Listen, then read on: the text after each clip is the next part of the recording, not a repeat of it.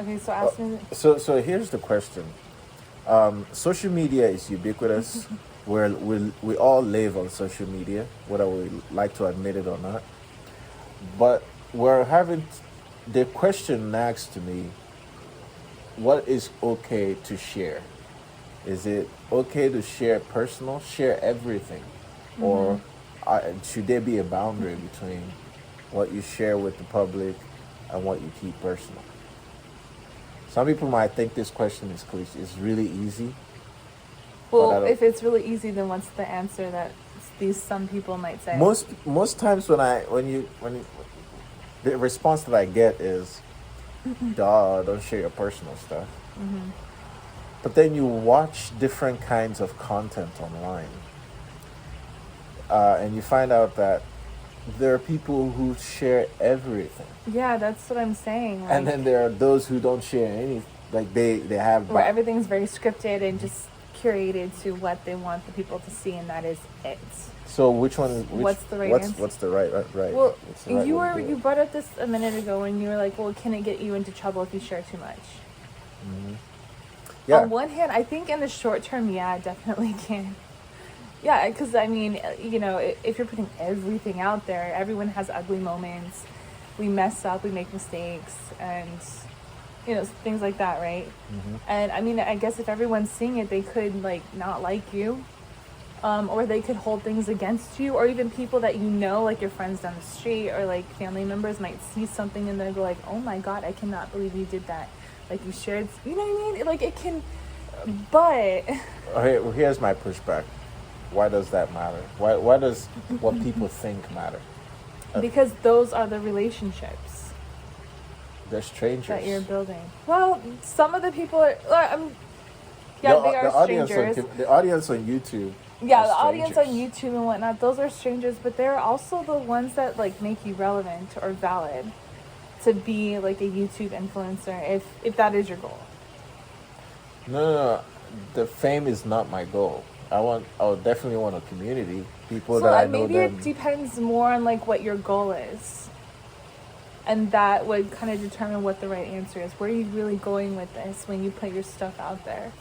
So right, you're right. I think that I need to identify the goal. If it's a business, If it's business, then then obviously just keep it keep it business. business, right, and professional and And like if you're all looking structured. for like fame or popularity and whatnot, maybe you just need to make sure that everything is clean and just what your fans like to see you. But I don't like the word popularity. It sounds vain. I would prefer Oh, so you still do want to be popular, but you just want to use a different word. no, no. There's a huge difference between Okay. popularity and popularity and having a community. Okay. Well, wouldn't you be popular among the community? Yeah. Okay. Well, I guess it's semantics. It doesn't matter. Oh, okay. But the crux of the issue is the So, but is question that again. the goal? What is the goal? The goal is my goal. Like I said, is to build a community. I would like So, yeah, be a that leader of our a certain content, community and like have a certain group of people follow you and like you. I like for our Because you would content, want to yeah. appeal to them. Yeah. And you should actually care what they think. If that's your goal. I want them to know the truth. I want to be authentic. Okay. So if you do want to be authentic, then I guess anything Share goes. everything? Share all of it. I think.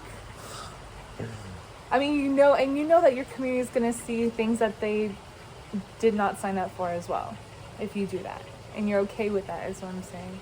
Okay, so that sounds to me it sounds very innocent and naive, because yeah, there's a community out there that cares about you, but among that community are also people who wish harm on you. So Okay. that knowing that, it's prudent to withhold certain information. Evil eye. Yeah, just there are evil eyes at watching you. all the time. Oh. You've seen them on the comments. Some Yeah, of them are, okay. and some of them sound psychotic too. Yeah. So you know, it might be. Okay, here's my conclusion, or my answer to that question. Should you share or should you have boundaries? By far, have boundaries, Okay. and that boundary should be established so that you don't make the mistake of going overstepping the boundaries every now and then, depending on the topic that you're come off the conversation. Because if you know, a lot of times when we come on camera, there are different things that we talk about, and depending on what it is, we might have to pull from a personal story to buttress the point, Yeah. right? So then we have to we should both agree on what that boundary is of what we're willing to share with Okay. the public Yeah. before we start the conversation. That makes sense. Yeah. You're right. And the beautiful thing is we're taking everybody along. Well, I was gonna say, like, the beautiful thing is you can edit. You can edit the stuff out too, but who wants to do extra work when Yeah. you Who can wants to prevent do it? extra work? You can front run it, and you can like, now we're gonna establish off camera what the rules of uh, um, these conversations, Okay. what we should keep public and what we should keep private. That's a good idea. So anyway, but on the topic though, on the topic of relationships, I find that back in the day, just like what you were saying, Yeah. that years ago, back in the day, when we didn't have social media, there was more of a need to reach out to people and go visit, visit relations, and stay in touch. Physically, Oh. it was social. Yeah. Go on. It was social media that changed it. I was gonna just say, like, that hit me just now. Like, I'm like, that's what I was gonna say.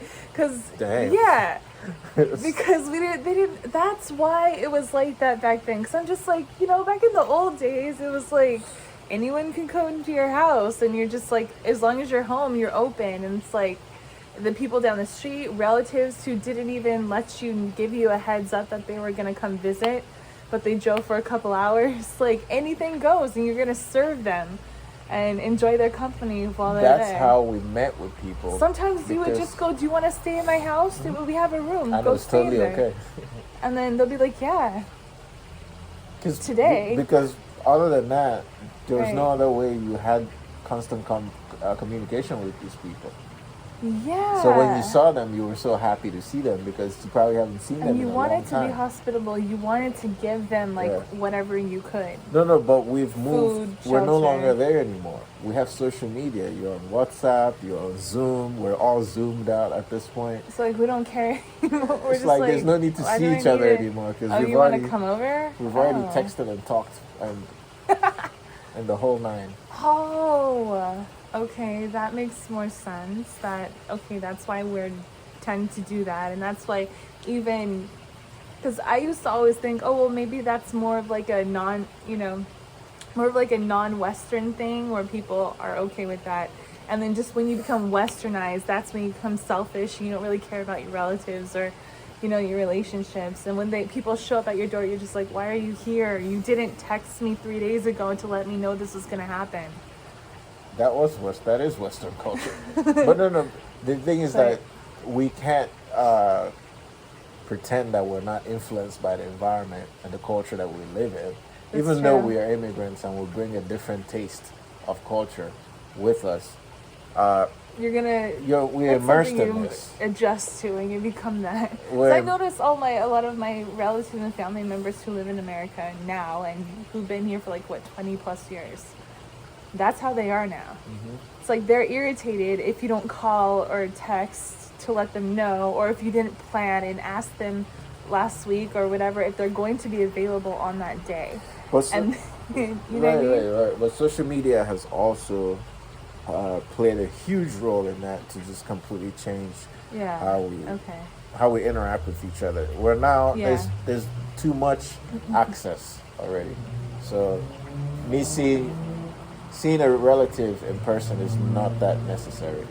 And I think it's going to continue that way. There's going to be We're gonna be living virtual. There's gonna be opportunities to even like conduct business virtually Right. while you're in the office. Oh, you kind of are. We're already kind of doing it with Right. Zoom, but Yeah.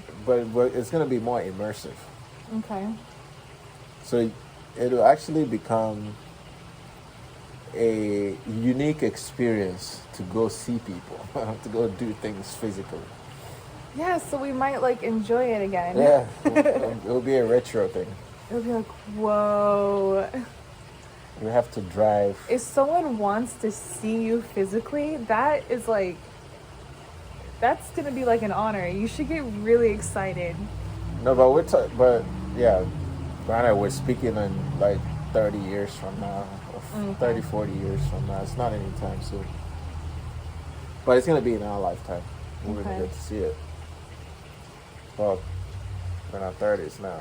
So 30 years from now, we'll be in our 60s. We'll We're get gonna to see be it. the old people who need our grandkids to help us with the technology. No, I think we would have adjusted. We'll have adjusted, Yeah, or are we gonna be different. just like every generation before us? The old people need help. You With the give a little current bit of help, and technology. and they'll adjust. Yeah. So a lot of the stuff is going to be very foreign the older we get. I Especially think so. because I think a lot of kids are going to be really good at coding. And all these guys that are spending so much time in decentralized technology and blockchain, some of that stuff is going to be like, Coding might just become a thing that everyone learns. yeah, it's like standard. And yeah. the old people, for us, it's like, oh no, I never learned to read. Oh, you know what I mean? Yeah, it would be difficult to write code. Yeah. Or it could be completely different, and AI would be pretty much just like predicting our actions and doing some, like controlling the computer for us. We don't actually have to code anymore. Okay. Coding will definitely be a career, just like it is now. It's going to get more and more sophisticated because they're going to need more people who are capable of writing more complex code. Mm-hmm. That will be a very high paying career. But I think that both it's going to be an ease in. It's not going to be an abrupt thing where we get to a point where things are very sophisticated and really like the technology is too hard for us to use. We're going to ease into it. Okay. Just like the old folks now, still can. I mean, manage they all to, have smartphones. They can manage to use smartphones. Yeah. It took them a while, but they can use it. But there's limits to what they can do with it. That's true. I think that's how we're going to be with whatever technology comes out. We can understand We're it, gonna but know basics. basic stuff.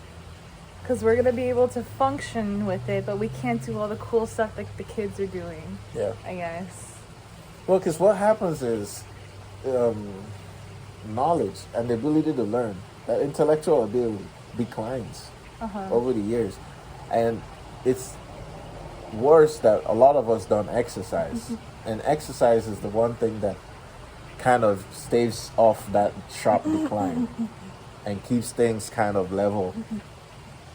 But when we stop exercising and we're just filling ourselves up with fructose and cornstarch, it's like Alzheimer's, dementia. Okay. So we have to take care of our health. We need is to what you're exercise saying. and eat healthy. And that's the only way we're gonna keep up with the world. Yeah. I think you're right. Keep of up with course. time. Yeah. That makes sense. You realize that the main ingredient in these that we buy, It's cornstarch. fructose corn syrup, or it's high fructose corn syrup. That's crazy. Yeah.